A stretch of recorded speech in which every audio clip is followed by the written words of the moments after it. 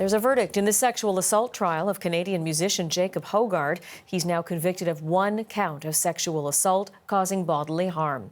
The Hedley frontman was also acquitted of a similar count and 1 other charge. The verdict comes after nearly a week of jury deliberations, with multiple days of testimony playback and even 2 deadlocks. And Michael Serapio is tracking all of it for us this morning. Michael, what's the latest? Well, good morning to you, Jennifer. We are at this point waiting for a bail hearing for Jacob Hoggard. That will take place a little later this morning. But, important as we begin this discussion to say this is a difficult topic. It deals with a violent crime, so we wanted to give a proper warning for people at home because we will be sharing details. But as you say, Jacob Hoggard has now been convicted, guilty of a crime that involves a woman from Ottawa dating back to November of 2016.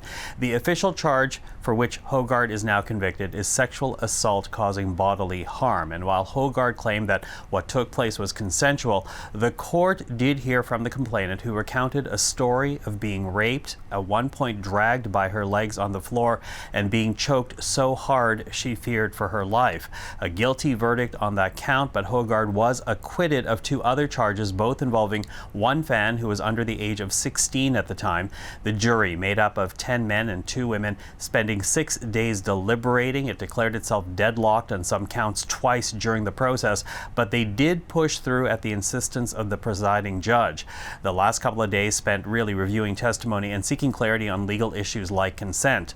But yesterday evening, Toronto time, their verdict was delivered, and immediately the Crown asked that Hoggard's bail be revoked until sentencing because he was convicted. That request was denied, but Ontario Superior Court Justice Gillian Roberts did say stricter conditions are warranted, so we will be, as I said, watching that bail hearing a little later this morning around 10 a.m. Eastern Time. Sentencing itself is expected sometime in the summer. A conviction of sexual assault carries a maximum sentence of 14 years. Again, the bail hearing a little later this morning, Jennifer.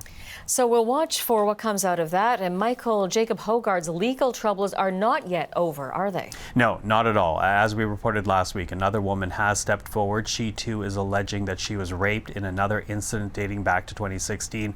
Her case taking place in Kirkland Lake, Ontario, allegedly.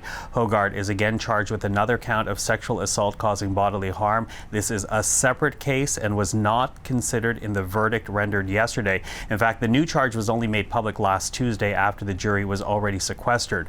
Hoggard's lawyer says he is innocent of the charge and he denies the allegation.